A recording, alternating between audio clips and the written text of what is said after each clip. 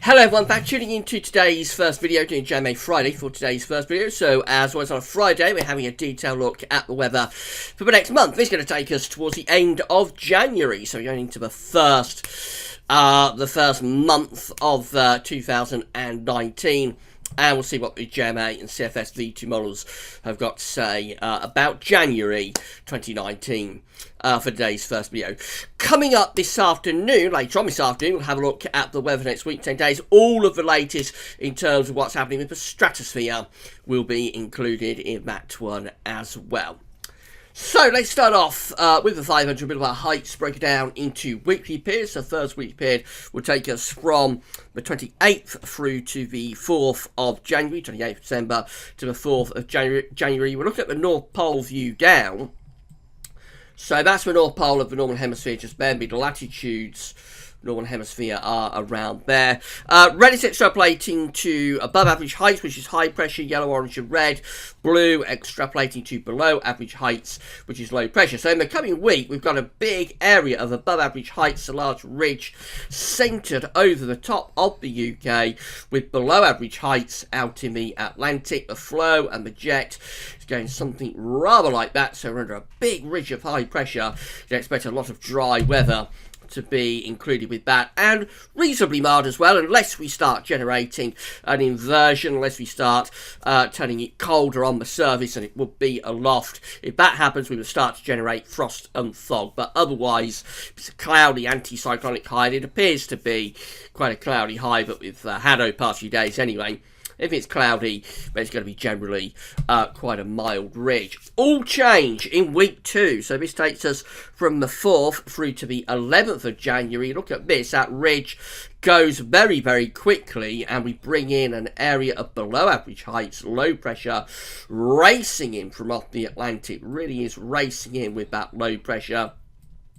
The above average heights are moving down into the central part of the Atlantic. Also a big trough sinking through the eastern part of America, with a ridge over on the western side, northwest side of America. So that will be bringing real winter into eastern parts of the states, with the jet stream and the flow going rather like that, a real bite of winter across much of the eastern states in the early part of January.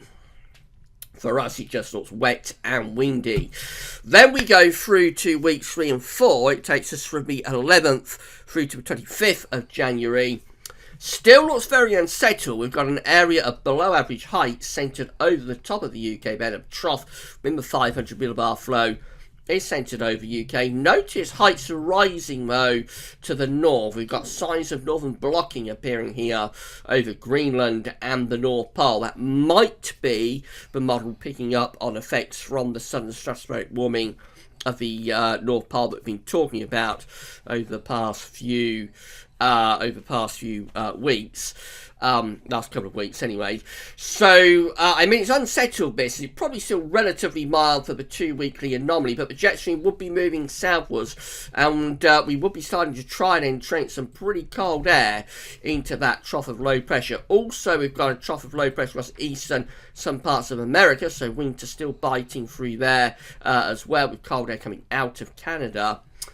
So for us, it does look very unsettled still in weeks 3 and 4. Bear in mind, this is a 2 weekly anomaly, so it might be transitional. It might be something like week 3. It's still very unsettled, reasonably mild, and then week 4 goes into a much more blocked type pattern. Turns a lot colder. Can't ever rule that out when you've got a 2 weekly anomaly. But overall, for the 2 weeks, it looks very unsettled, and there are signs of the high pressure building, blocking appearing over the North Pole. Let's have a look at the tropical and mid-latitude view then. So British Isles is just here in the top right-hand corner of the chart as you're looking at it. We can't see the North Pole. We've just been looking at the North Pole view down. The North Pole is off the chart up there somewhere. So, reminder of the week 1 500 millibar height anomaly with the above average heights just centred over the top of the UK, really. Lots and lots of dry weather would be expected with that. Excuse me, high pressure is well and truly in control of the weather in the week ahead from the 28th of December to the 4th of January. It's a mild ridge as well. As I say, unless we get some sort of inversion producing frost and fog, it's going to be mild with above average temperatures being forecast there, not just in the UK, but for most parts of Europe as well. Notice eastern parts of America also looking really mild over in the east of the States. Precipitation wise, just got a big ridge centered over top of the country. It's dry, very dry, actually much drier than average conditions coming up in the week ahead.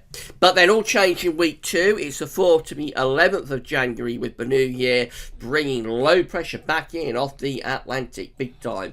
So low pressure is moving through the country, and the jet stream is moving into the UK as well as the ridge pulls out into the middle part of the Atlantic Ocean. Temperature anomalies are forecast to be closer to average, still a bit milder than average, but closer to average with the temperature anomalies. Certainly nowhere near as mild as it is in week 1. The same is true through many parts of Europe as well. Turning colder across eastern, southeastern parts of America, but very mild in the northwestern part of America, you'll notice. The precipitation anomaly, because it's much more unsettled, low pressure is taking over from high pressure. Precipitation is going above average, so cooler and very unsettled from the 4th through to the 11th of January with quite a lot of heavy rain pushing in off the Atlantic. And then we go through to weeks 3 and 4. It's the 11th to the 25th of January with that deep trough of low pressure centred over the top of the UK, and heights, we can't see the North Pole of Greenland, but we know that heights are rising up here. Also got that trough through the eastern part, southeastern part of the States as well. Temperature anomalies are falling. Look at this. I haven't seen this for a very long time from the JMA, but in weeks 3 and 4, temperature anomalies are becoming colder than average across the northern parts of the country, close to average for England and Wales. Many eastern, southeastern parts of America are still colder than average as well. The warmer than average temperature anomalies being pushed into the east of Europe and through the west of Russia. So it's becoming much milder over in the east and southeast of Europe, but the north and west of Europe becoming a lot colder through weeks 3 and 4. And then the precipitation anomaly, I should say, is looking like this. So still above average with precipitation through that 2-week period of the 11th to 25th. Obviously, as temperatures are falling, as it's becoming colder, some of that precipitation might start to turn wintry as well. So a greater risk of snow, I would have thought, in the second half of January compared to the first half of January. Again, bear in mind it's a 2-weekly anomaly, so you might get something like week 3 is quite mild, quite wet and quite unsettled, and then week 4 you build that blocking feature up over Greenland and possibly turn things a lot colder, but also turn things drier. But any precipitation that does fall turns increasingly to sleet and snow. 2-week anomalies can always be rather transitional, but the JMA is hinting anyway at a change in the middle and second half of January to potentially something quite a lot colder. Right, so this is how CFS V2 is looking. Again, these are 500 millibar heights. They're broken down into week periods. The first week period will take us from the 28th of December to the 3rd of January. That big ridge, very similar to what the JMA is showing, big ridge of high pressure over the UK and ridging to the north a little bit, although it's not a particularly cold position for that ridge because the cold air is actually with this trough of low pressure in the east and northeast and southeast of Europe, so that's where the cold air is plunging down into. We're under this ridge, so if we get an inversion, we might get frost and fog. Otherwise, it's probably just cloudy and quite mild, but very dry under that ridge of high pressure. Signs of a change in week 2. This is the 4th through to the 11th of January, very similar to what the JMA is showing. A little bit closer with this ridge of above average heights compared to the JMA. It's sitting just to our southwest with the below average heights up to the north. It's all turning rather flat. The flow is coming in from off the Atlantic. It would certainly be turning a good deal more unsettled compared to what we see in week 1. The south probably has a reasonable amount of dry weather at times, but the north in particular would turn a lot more unsettled. And then properly unsettled into week 3. This is the 11th through to the 17th of January, the above average heights, high pressure pulling out into the middle of the Atlantic then, below average heights to the north and northwest and through the UK with the jet stream as well. That just looks very unsettled, probably quite cool, not particularly cold, but probably quite cool as the air is coming from the northern Atlantic, so it's coming out of Greenland and east parts of Canada, modified greatly by the warm Atlantic Ocean, of course, but nevertheless probably still quite chilly and very unsettled in week 3. Will we see any signs of northern blocking along the JMA in week 4? That is how week 4 looks. And no real sign of high pressure building in the northern latitudes today with CFS V2. It just has this ridge again through the middle part of the Atlantic. Low pressure is still centred around Iceland and sinking down into the UK and central parts of Europe. So the flow and the jet is still aligned northwest to southeast. It's unsettled and it's probably quite cold again, probably quite chilly, I suppose, or a little bit on the cold side. The air's coming out of Greenland again. So it's not a true cold pan, it's not truly Arctic or Siberian, there's no Scandinavian high, there's no real northern blocking to force true polar Arctic air out of the pole. But nevertheless, it's probably still fairly chilly with the jet stream coming in from the northwest along with those areas of low pressure.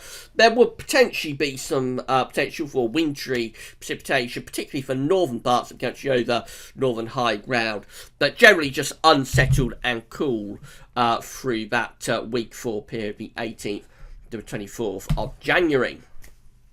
Temperature anomalies in week 1 from the 28th of December to the 3rd of January, much milder than average, way above average temperatures in the week ahead. Christmas to New Year is going to be very, very mild indeed. And then we go through to week 2, which is the 4th to the 10th of January, again above average temperature anomalies in week 2. East and southern, southeast parts of America becoming colder than average. Then through to week 3. Now, I thought this week might be seeing the temperature sliding a little bit as wind goes more towards the northwest. Temperature anomalies are still above average, however. And then week 4 rounds it all off still with above average temperatures. So those 2 weeks, weeks 3 and 4, did look as though they would be more northwest to southeast with the jet stream, the air coming out of Greenland and the North Atlantic, probably quite chilly. So I think most temperature anomalies are a bit over top. I expect that to be a little bit cooler if the jet stream is lining up northwest to southeast. As I say, it's not a true cold pan because there's no blocking to force very cold air out of Siberia or out of the North Pole. So just cooler, I would say, through that period, and probably a little bit cooler than the CFS is showing there.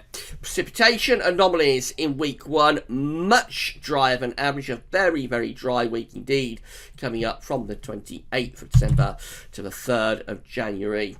But then all change in week 2, the 4th to the 10th of January, starts to turn wetter than average in the north and west, with close to average precipitation anomalies in the south and the east. Week 3, precipitation anomalies much wetter than average, very unsettled week there from the 11th to the 17th of January. And still hinting at being a little bit above average with precipitation in week 4, the 18th to 24th of January, still a little bit above average, average to a little bit above there as we go into the second half of January. So we have got some agreement and we've got some disagreement between the two models. What we've got agreement on is that we start off with high pressure dominating, very dry and mild conditions taking us through into the opening days of the new year. We then have agreement that as we go further through the first week and into the second week of January, we turn things increasingly unsettled. So up to around, say, the 10th of January, we've got good agreement between the two.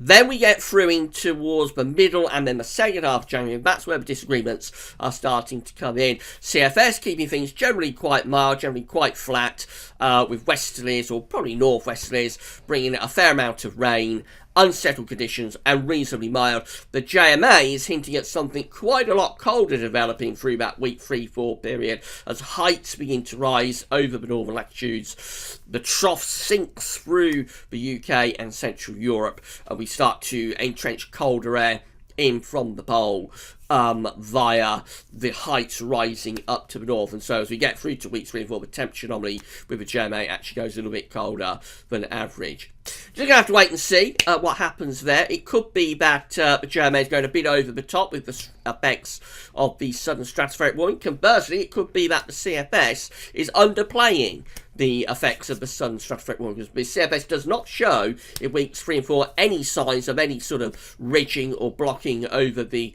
North Pole. So it might be that the JMA has, the CFS I should say, hasn't picked up on it yet, or is underplaying its effects. Conversely, it could be that the JMA is overplaying the effects of that blocking. So let's just wait and see. We've got agreement for weeks 1 and 2, and then we'll have to see where things are going as we go deeper into January. That will be a pivotal question, I would have thought, for the fate of this winter.